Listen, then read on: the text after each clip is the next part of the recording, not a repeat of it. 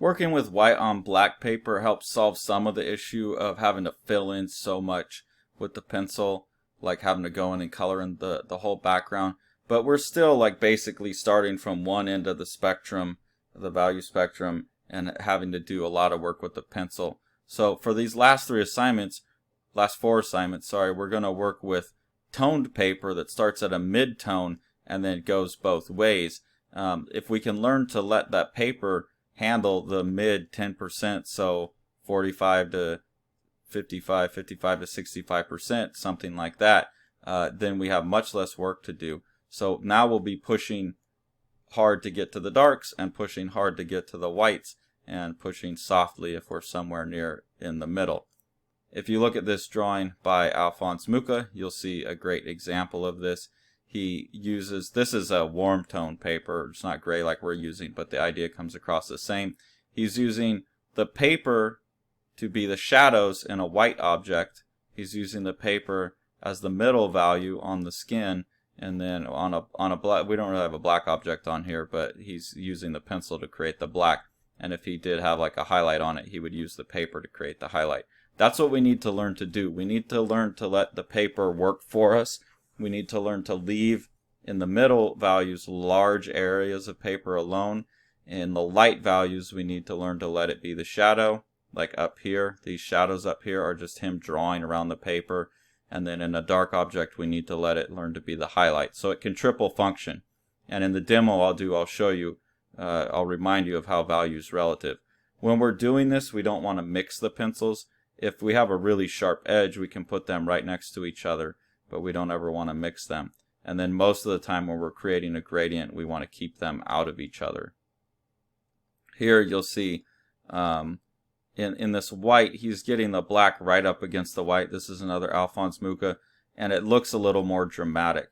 I would suggest if you're doing an object that's local value is white, you don't put any black in there until like the last 10-15 minutes of the drawing. See if you can do enough work with the white to make the paper seem dark by contrast.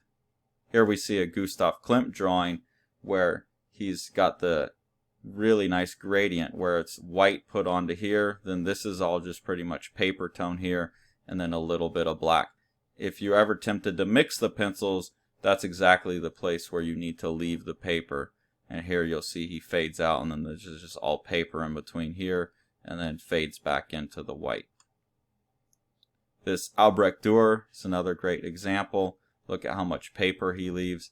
Another thing that he's doing is he's using cross-hatching, which for this the first subject matter that we're going to draw, the fabric, this sense of directional mark making is really important. It's important for everything, but for fabric, especially fabric, moves in so many different directions. You can really use directional mark making to help emphasize that. You don't necessarily need to be cross-hatching like Dürer does, but you should always be thinking in direction.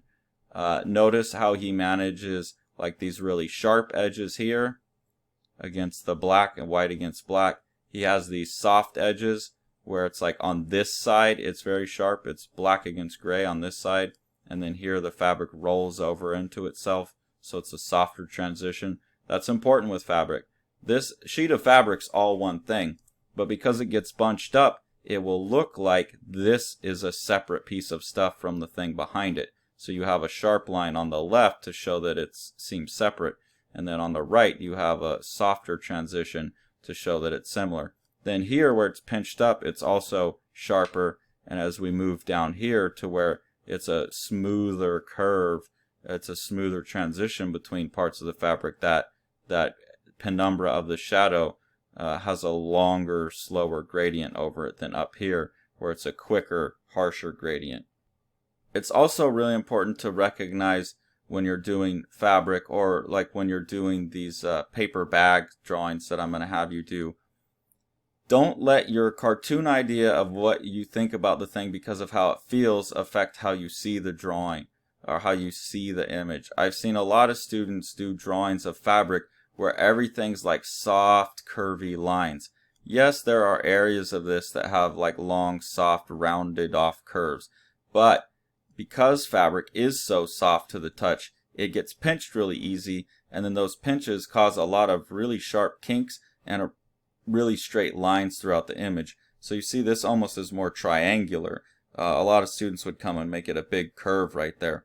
So look out for that. Don't draw what you think you know about the thing based on how it feels. Really pay attention to the straighter lines that are in fabric. There will be curves as well. Like here, there's a beautiful, really beautiful curved line, but then it kinks off again into a really straight line. So that's something to look out for.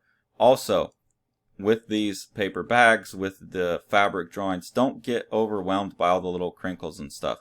Start big and structurally. Look, there's a big triangle here and a big triangle there. There's basically like the letter N. Okay, so you can all draw an N. So you start with that, and then you have just like this one lump here. Then you can, once you've got, and then there's another, there's another triangle over here. Once you've got this triangle and this triangle and this triangle in place, you can ignore these and then just focus on subdividing this into 1, 2, 3 parts. And then once you've subdivided that, then you could ignore this part and go and subdivide this into a triangle and a triangle and a triangle. So it's just a lot of triangles. Triangle, triangle, triangle, triangle. Start big, start structurally, and subdivide if you need to. Don't get overwhelmed.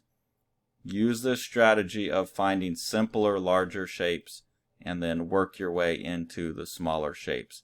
And then you're only ever dealing with 2 or 3 shapes at a time. Here's a good example of a student drawing. On the images I'm giving you, there should be enough contrast where you'll need to use both black and white. This student was drawing a white piece of fabric, so you can see how they used the paper to get the shadows, and even within the shadows had to put some white to get the reflected light. Now the blanket that I'm giving you a photo of has really dark darks and really light whites, so you'll need to do both. But this is a great example of how dark you can actually get the paper to look out in the areas where it's light. Here's a good example of when you have things of different values while you're working on these tone drawings, how you may want to start different areas of the drawing differently. In a dark area, you should be able to use the paper to create the highlight. So on these black stripes, the student's just leaving the paper for the highlight. These are both student drawings. In the white stripes here, they're often, not always, but often just using the paper to create the shadows. So the paper can be both highlight, it can be shadow. On the mannequin, which is a gray mannequin, they're using the paper for the midtones and leaving a lot of paper there, and then the blacks and whites are getting where it gets darker and lighter. You're not necessarily just putting black down because it's shadow. You're looking for the actual value. This is a shadow here, but it happens to be a light value. This is a highlight here, but it happens to be a dark value. So you're trying to match the values. Don't think just in terms of this is shadow, this is light, this is highlight, so it got to be white. Same over here. When you're sketching these out, also, try and sketch out a dark object with the dark pencil and a light object with the white pencil. So you're switching back and forth. And you'll see that in the demo video I do. You'll see a better example of what I'm talking about there.